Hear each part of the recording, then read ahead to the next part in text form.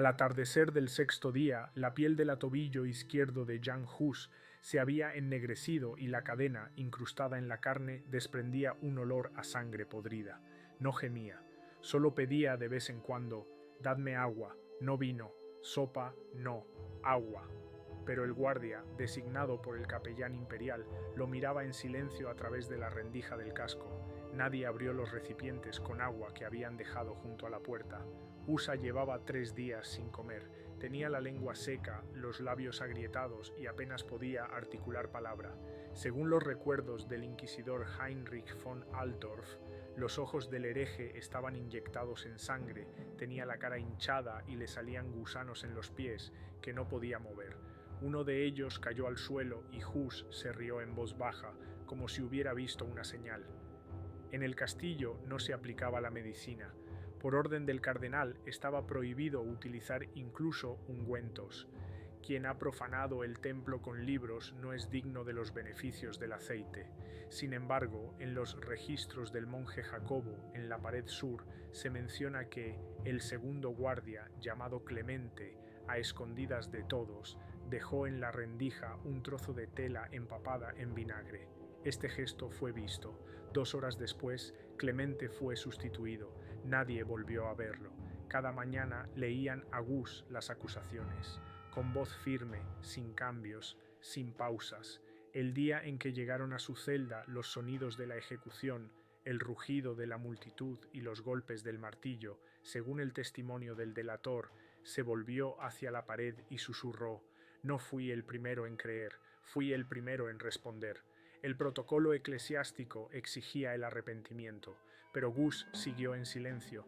3 veces lo sacaron a la sala, donde se encontraban teólogos, escribanos y legados. 3 veces se negó a reconocer su error. Tras el tercer interrogatorio, lo encadenaron a un poste de piedra dentro de la celda. Según la descripción de un sirviente, tenía los brazos estirados hacia arriba y las piernas encadenadas al suelo. No podía sentarse ni acostarse, solo podía permanecer de pie y pudrirse. Al 8º día, el cuerpo comenzó a descomponerse. Apareció una mancha en el pecho, luego otra. Las moscas se metían en la boca y en las fosas nasales. Uno de los guardias se tapó la nariz con un trapo y escribió una denuncia en la que decía: «El hedor es más fuerte que el de los muertos en el campo, pero está vivo». Según un tratado médico redactado medio siglo después, Gus sufría necrosis múltiple en las extremidades, insuficiencia renal, deshidratación, sepsis y probablemente parálisis del lado derecho del cuerpo. Sus cuerdas vocales estaban dañadas por el calor y, según las descripciones post-mortem, el hígado estaba cubierto de patrones similares a úlceras causadas por veneno. La noche del 9º día, la pared de la celda se cubrió de moho. En las crónicas del monasterio se indica: «La piedra sobre su cabeza se oscureció y en el suelo aparecieron babosas que no había en otras celdas». El superior decidió bendecir la celda, pero el obispo se negó. Lo sagrado no toca a los malditos. El entorno de la corte papal en Constanza comenzó a dividirse. Algunos decían que el diablo mantiene vivo a Hus para avergonzar a la Iglesia. Otros decían que Dios la estaba poniendo a prueba a través del hereje. Uno de los legados susurraba que había visto sangre correr por el suelo de piedra, aunque el prisionero no tenía heridas ni había comido. Al 10º día, la guardia comenzó a cambiar cada 2 horas, ya que el olor se había vuelto insoportable. Uno de los escribanos autorizados a examinarlo observó: «Apenas respiraba, pero tenía los ojos abiertos, no como un vivo, sino como alguien que ya está contemplando otro juicio». El 11º día intentaron alimentarlo con migajas de pan en la punta de un cuchillo, pero la mandíbula no se movía. El médico, llamado en secreto, dijo: «Debe de estar muerto, pero no está muerto». Gus no se estremeció ante los golpes del látigo, no gritó cuando le tocaron el pie con una vela. Solo se le escapó de la garganta un jadeo parecido a una plegaria. En el «Informe sobre las cadenas», redactado por un hermano anónimo, se lee: «Con cada día que pasaba no se debilitaba, sino que se volvía más inmóvil, como si no se pudriera el cuerpo, sino que se transformara en otra cosa, no en un santo, ni en un demonio, en un resto de dolor». El 13º día llegó en silencio. Gus no se movía. Las cadenas no tintineaban, la piel se había ennegrecido y se desprendía sobre la piedra. Solo los ojos permanecían abiertos, mirando hacia arriba, hacia la sombra que proyectaba la ventana enrejada. Al amanecer del séptimo día se formó un charco negro en el suelo debajo de Gus, una mezcla de pus, sangre y orina. La piedra solo absorbía por los bordes, el resto se estancaba, desprendiendo un olor dulzón y sofocante. Uno de los guardias lo describió en una nota. Su pierna se abrió como un cadáver al quinto día, del pie sobresalía un hueso, debajo se arrastraban gusanos, gordos como sanguijuelas. Esta nota fue confiscada, pero se conservó una copia en las notas personales del secretario del obispo de Langenau. El movimiento del cuerpo de Hus casi había cesado. Solo los ojos se cerraban y se abrían con el crujido de los párpados resecos. Cuando se ordenó al monje Juan que leyera la lista de nuevos cargos, anotó en su diario. En la quinta frase comenzó a sonreír, sin emitir ningún sonido. No era una sonrisa humana, sino como la de un cráneo en un osario. En el Vaticano, en esos mismos días, se debatía cómo formalizar correctamente una sentencia de muerte sin un acto de renuncia. Algunos cardenales proponían declararlo muerto físicamente, pero vivo espiritualmente como hereje para ser quemado en la hoguera sin juicio. Otros insistían en prolongar la tortura. Según informes de la curia papal, al 10º día llegó un documento de Roma. No se requiere protocolo, ya que no se ha retractado llevar a Termené. En el patio interior del castillo de Constanza comenzaron a construir una plataforma de madera. La armaron con tablas viejas impregnadas de resina. Los carpinteros locales comentaban entre ellos: ¿para qué construirla si ya está muerto? Pero el jefe de la guardia dio la orden: debe arder como si estuviera vivo, para que no queden dudas. Mientras tanto, el monje Jacobo, el mismo que antes había mencionado el vinagre, subió 2 veces al prior para pedirle la última comunión para el prisionero. Se la negaron. Los impuros no pueden recibir el cuerpo de Cristo, dijo el obispo y añadió: que muera mirando a la piedra, no a la cruz. Entre el 8º y el 9º día se formaron gotas de humedad en el techo de la celda. No goteaban hacia afuera, sino que caían directamente sobre Gus. Esto provocó discusiones entre los sirvientes. Uno de los guardias se negó a entrar en la celda después de oír cómo las cadenas, según él, se movían solas, como si él aún respirara. Lo despidieron. En su lugar llegó un hombre silencioso con una marca quemada en la mejilla. El doctor Conrad Beck, invitado supuestamente para examinar al preso, pasó no más de un cuarto de hora en la puerta y al regresar dijo: ya no está en su cuerpo, lo que tenéis ahí no es un ser humano, pero no se le puede declarar muerto, eso sería peor. Después de eso no volvieron a llamarlo. Mientras tanto, corrían rumores en Constanza. La criada de uno de los capellanes contaba que se le había aparecido en sueños un hombre, con el rostro en descomposición que, en silencio, le había mostrado una llave. Los comerciantes dejaron de acercarse a la pared sur, diciendo que olía a cadáver, aunque aún no se había producido ninguna ejecución. Al 9º día llegó al monasterio una delegación de seguidores checos de Hus. No les dejaron entrar. Según el cronista, 2 ancianos y una mujer, toda vestida de negro, permanecieron junto a la puerta hasta que oscureció. Uno de ellos arrojó suciedad a los guardias diciendo: «No lo mataréis, ya ha resucitado». A medianoche desataron a Hus del poste. Según un documento firmado por 3 guardias, el cuerpo había permanecido en posición vertical durante al menos 6 días. Los huesos se habían enderezado y las articulaciones ya no se doblaban. Cuando intentaron bajarlo al suelo, se oyó un crujido seco. Se le desprendió un dedo. Lo recogieron con unas tenazas y lo quemaron inmediatamente, sin esperar órdenes. A la mañana siguiente, un cuervo entró por la ventana de su celda.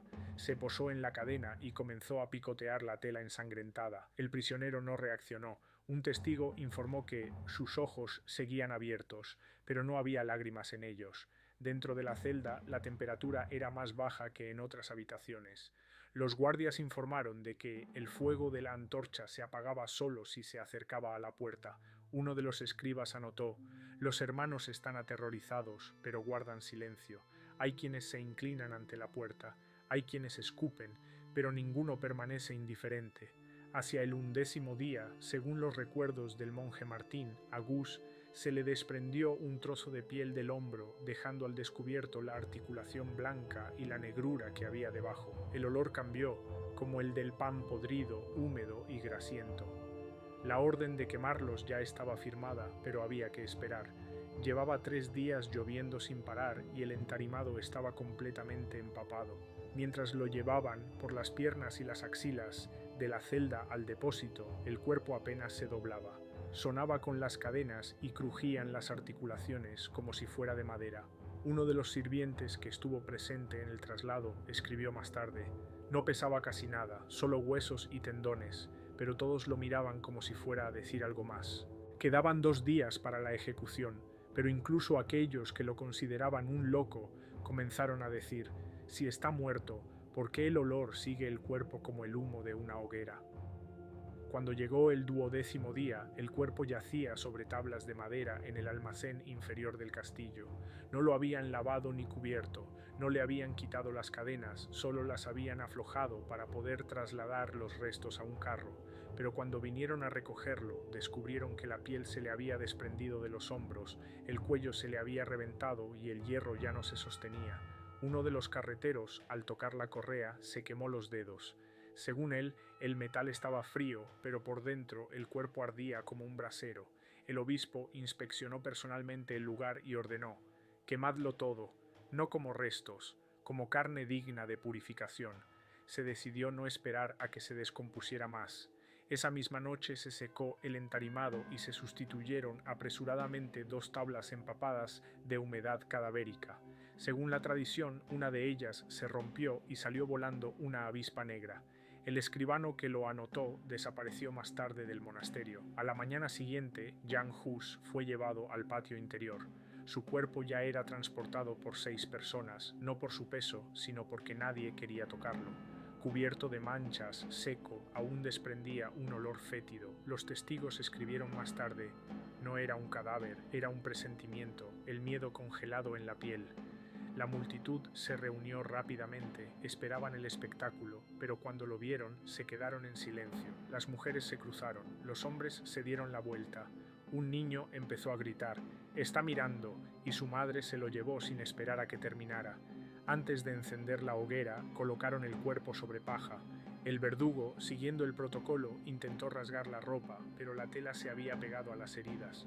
No salía sangre, solo un líquido turbio, como de un absceso abierto. Uno de los sacerdotes susurró: «No que la tierra lo absorba, que se quede en el fuego». La hoguera no ardió de inmediato, el viento soplaba hacia la pared y el humo se extendía abajo, cubriendo los rostros. Algunos de los espectadores distinguidos comenzaron a toser, otros se desmayaron. Uno de los testigos señaló: el humo no era gris, sino verde, como si en él ardiera la enfermedad. Por orden, la quema duró al menos 2 horas. Durante ese tiempo, por todos los rincones del patio caminaban monjes con incensarios cantando salmos, pero los sonidos se interrumpían, el fuego crepitaba demasiado fuerte, y cuando los huesos comenzaron a convertirse en cenizas, una de las mujeres, una mendiga de Meissen, gritó: «Era una palabra, la hemos quemado». La arrestaron ese mismo día. Después de la quema no quedó casi nada. Las cenizas se recogieron en un barril, se rociaron con vinagre y se llevaron fuera del castillo. No hay pruebas de dónde fue exactamente. Uno de los rumores afirma que parte de los restos fueron robados por la noche y llevados a Praga. Esa misma noche, el legado papal Rancio escribió en una carta: «Hoy nos hemos deshecho de un muerto que no estaba muerto, pero el silencio no ha vuelto. Todo parece esperar a que se levante». Los días siguientes estuvieron acompañados de extraños sucesos. Uno de los escribanos perdió el habla, otro la vista. En la habitación donde se guardaban las ropas de Hus comenzaron a encontrar ratones muertos. Las iconos se ennegrecieron y las paredes se cubrieron de manchas negras. El superior ordenó encalarlo todo de nuevo, pero el polvo seguía saliendo incluso a través de la cal. En Praga comenzó un movimiento. La gente se reunía por la noche, ponía velas en las ventanas y quemaba papeles con inscripciones. La Iglesia acusó de ello a los partidarios del difunto, pero en las declaraciones de los informadores secretos se decía: «La gente no pronuncia ningún nombre, calla, simplemente se queda ahí, y eso es peor que las oraciones». El Papa, al recibir la noticia de la ejecución, ordenó publicar una bula en la que llamaba a Hus sombra que ha vuelto al polvo, pero en la copia que se conservaba en la Catedral de San Pablo, la palabra polvo había sido tachada por una mano desconocida. En su lugar se leía: el fuego no ha purificado. 13 días después de la muerte, volvió a llover en Constanza, duró 40 horas, y durante todo ese tiempo los cuervos se posaron sobre el castillo. La gente no salía a la calle, los monjes no cantaban, y en uno de los informes se decía: en algún lugar abajo sigue apestando, pero no hay cadáveres, no hay brasas, solo piedra y el recuerdo. 2 semanas después de la ejecución comenzaron los disturbios en Constanza. Primero llovieron piedras durante la noche contra la pared occidental de la catedral. Luego desaparecieron los 2 escribanos más jóvenes que habían seguido al obispo al archivo.